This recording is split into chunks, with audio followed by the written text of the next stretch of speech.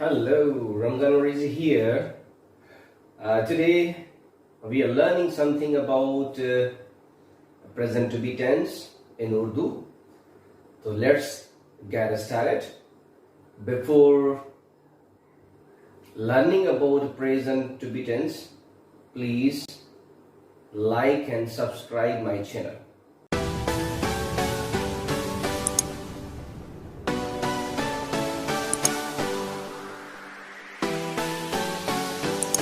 So let's get started.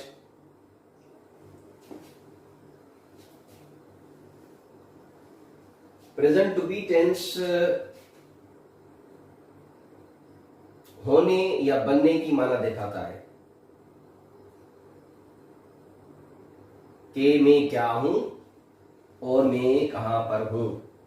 ठीक है, तो प्रेजेंट टू बी टेंस की जो डेफिनेशन इंग्लिश में होगी इस तरह से होगी, a verb which shows states or existence of the subject in the present time is called present to be tense। ठीक है, तो उसी के अलावा उर्दू में हम ऐसे कह सकते हैं कि वो फेल जो फाइल की हालत या जगह को जाहिर करे उसको हम कहेंगे प्रेजेंट टू बी टेंस। ठीक है, तो बड़ी बात यह है कि इसमें हम जो सेंटेंसेस बनाएंगे और इसका जो स्ट्रक्चर हम बनाएंगे उर्दू से इंग्लिश में, उसके बारे में भी आपको गाइड कर रहा हूं, मैं बता रहा हूं।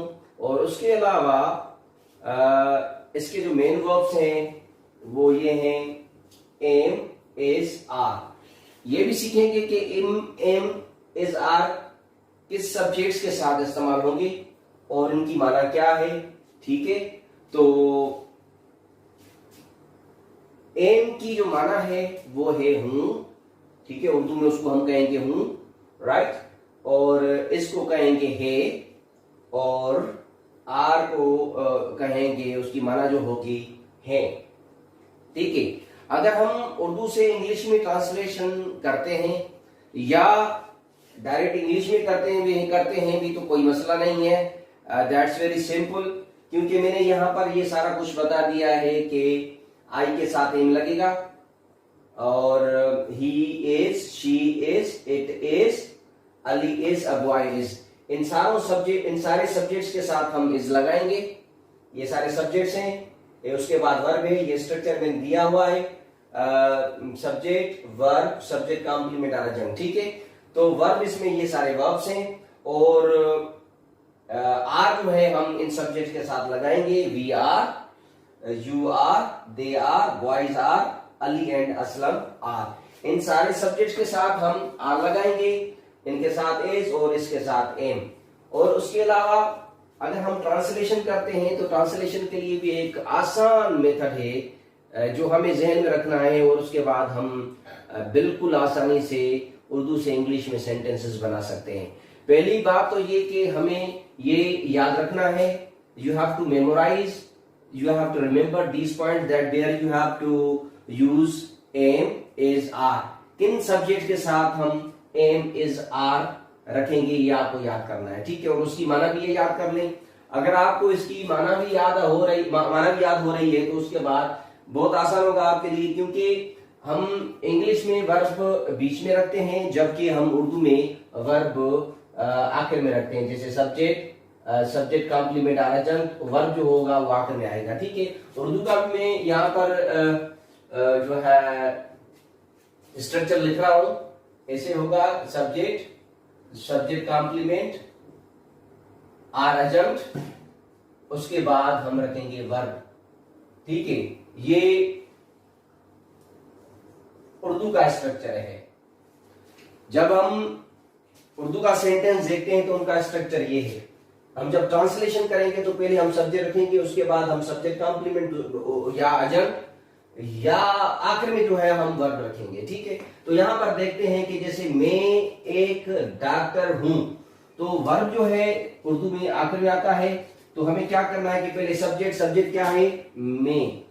ठीक है, तो मैं को इंग्लिश में कहेंगे आई। ठीक है, फिर क्या रखना है, सब्जेक्ट कॉम्प्लीमेंट और अजंत उर्दू में बीच में होता है, एक डॉक्टर ये सब्जेक्ट कॉम्प्लीमेंट है। और उर्दू में जो वर्ब होता है वो आखिर में होता है, मैंने यहाँ पर नोट करवा दिया है कि जो उर्दू में होता है वर्ब वो आखिर में होता है। तो हमें क्या करना है कि मैं, आई और हूं को कहेंगे एम।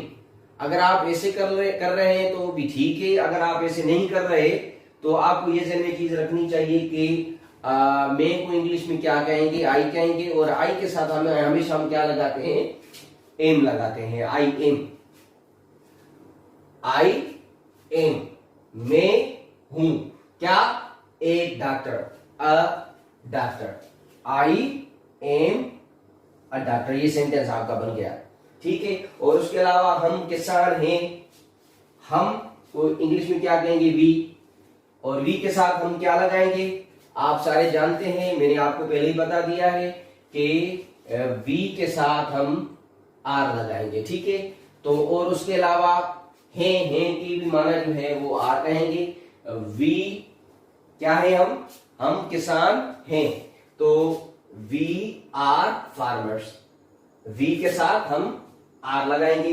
तो अब जब आप ये चीजें ज़हन में रखेंगे तो मेरे ख्याल में you will not find any problem to translate from Urdu to English language, ठीक है। तो you are a liar, पहले आप एक वकील हैं, आप को इंग्लिश में क्या कहेंगे, you, और हैं को इंग्लिश में कहेंगे are, you are। तो जो बीच वाला होता है ये आप आखिर में रखेंगे, ये ज़हन में रखेंगे। अच्छे खिलाड़ी जैसे है, एक इंजीनियर है, एक किसान उस्तानी है, मेरा मोबाइल है, एक अस्पताल है, खेत में। तो ये जो बीच वाले हैं जो इंग्लिश में आप ट्रांसलेशन करेंगे तो आपको क्या करना है कि पहला वाला जो लफ्ज दिया हुआ है, जो सब्जेक्ट दिया हुआ है, और आखिर वाला जो वर्ड दिया हुआ है, पहले वो उसको आप तरतीब में रखेंगे। जैसे आई एम, जो बीच में आएगा उसको आप बाद में ट्रांसलेशन करेंगे, जैसे एक डॉक्टर, अ डॉक्टर, ठीक है।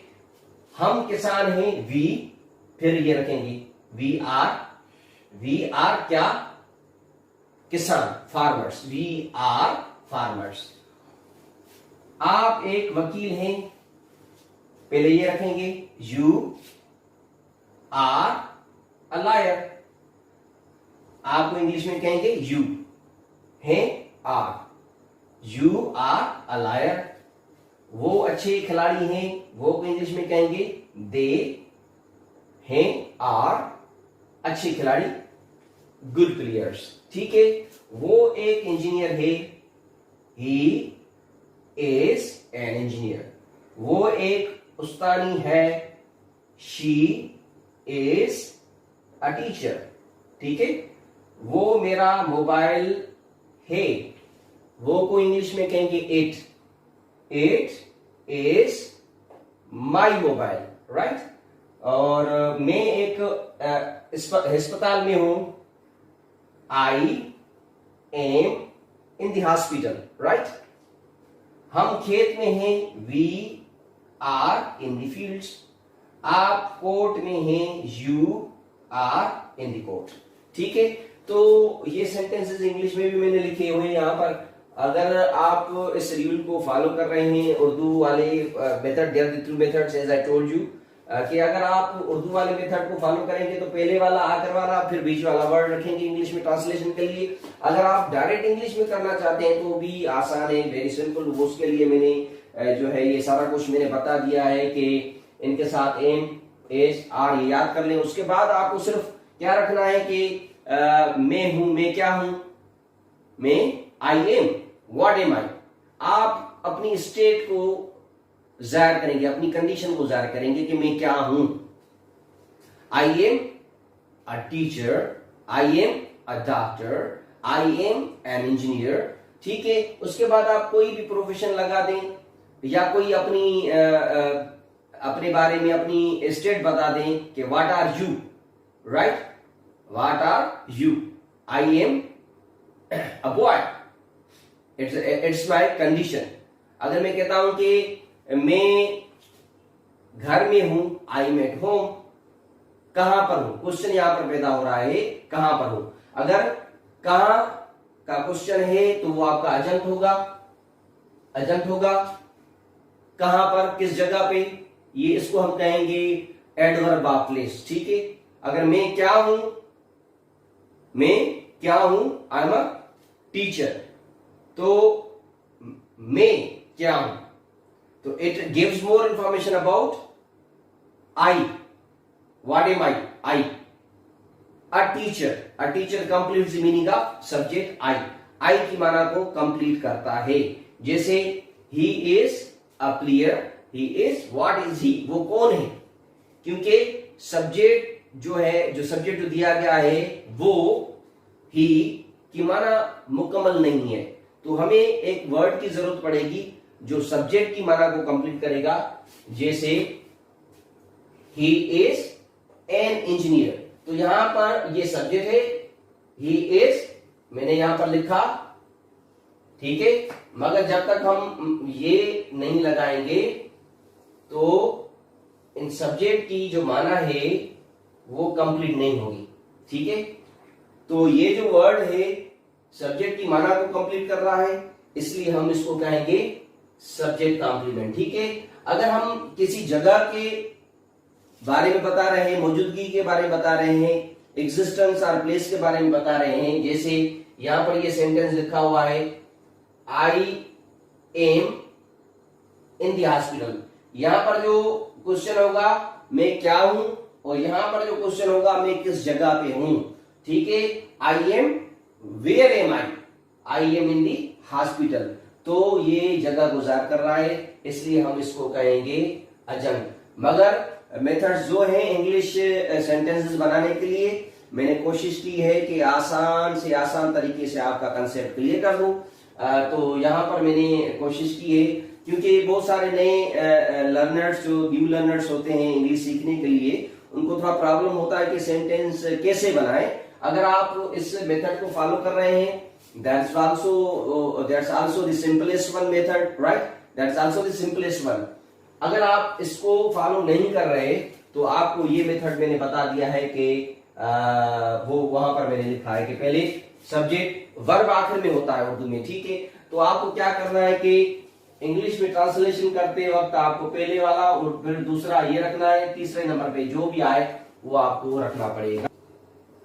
आई एम अ डॉक्टर, इसमें क्या है कि हमें समझना चाहिए कि एम के बाद अगर कोई स्टेट या कंडीशन जाहिर हो तो उसको हम सब्जेक्ट कॉम्प्लीमेंट कहेंगे। No doubt it's a noun but it is used as a subject complement, subject complement के तौर पे काम आया है, तो इसलिए ये सब्जेक्ट की माना को पूरा कर रहा है, इसलिए हम इसको सब्जेक्ट कॉम्प्लीमेंट कहेंगे। Later we will discuss about it that whether what will be the subject complement, that is another chapter, that is another lesson that we will learn later onwards in new lessons, right? And afterwards कुछ जो sentences यहाँ पर लिखे हुए हैं जो subject complement, अगर आप कोई प्रोफेशन लगा रहे हैं या अपने बारे में सब्जेक्ट अपने बारे में कुछ बता रहा है कि वो क्या है, तो वो सब्जेक्ट कॉम्प्लीमेंट होगा। आसान सा तरीका है। अगर सब्जेक्ट अपनी जगह के बारे में बता रहा है कि वो कहां पर है, किस जगह पे है, उसकी एग्जिस्टेंस कहां पर है, तो उसको हम कहेंगे अजंत कहेंगे। जैसे शी इज अ टीचर है, तो उसके अलावा अगर मैं कह रहा हूं कि आई am in the hospital, I am in the hospital, मैं कहां पर हूं, मैं हॉस्पिटल में हूं, अगर सब्जेक्ट अपनी जगह के बारे में बता रहा है तो उसको हम सब्जेक्ट कॉम्प्लीमेंट नहीं मगर उसको हम अजंत कहेंगे। अजंत का मकसद है एडवर्बियल, या उसको हम एडवर्ब भी कहेंगे या उसको हम कहेंगे एडवर्ब ऑफ प्लेस कहेंगे। ठीक है, क्योंकि यहाँ पर एक्शन नहीं है। सारे जो वर्ब्स आप देख रहे हैं एसएमआर, ये मेन वर्ब्स हैं, प्रिंसिपल वर्ब भी हैं, उसके अलावा प्राइमरी वर्ब्स भी हैं, और इसके अलावा ये जो है लिंकिंग वर्ब्स भी हैं, और खुद मेन वर्ब्स हैं और किसी दूसरे वर्ब की हेल्प नहीं कर रहे। तो उसके अलावा ये भी बता दूं कि ये जो टू बी वर्ब है यहाँ पर लिंकिंग वर्ब का भी काम कर रहा है। लिंकिंग वर्ब, ठीक है, primary verb to be verb है, लिंकिंग वर्ब भी है, और ये यहाँ पर सब्जेक्ट की माना को कंप्लीट कर रहा है, सब्जेक्ट के बारे में बता रहा है, सब्जेक्ट के बारे में मजीद इंफॉर्मेशन दे रहा है, सब्जेक्ट के बारे में मजीद बता रहा है कि वो क्या है। ठीक है, अगर वो क्या है तो वो सब्जेक्ट कॉम्प्लीमेंट होगा, अगर क्वेश्चन वो कहां पर है तो वो अजंत होगा। जैसे we are in the fields, we are in the fields, हम खेत में हैं। हम कहां पर हैं, किस जगह पे हैं, खेत पे। ठीक है, जब जगह की बात करेंगे तो वो एडवर्ब होगा, एडवर्ब प्लेस होगा। For today it is sufficient for you. Please like and subscribe my channel.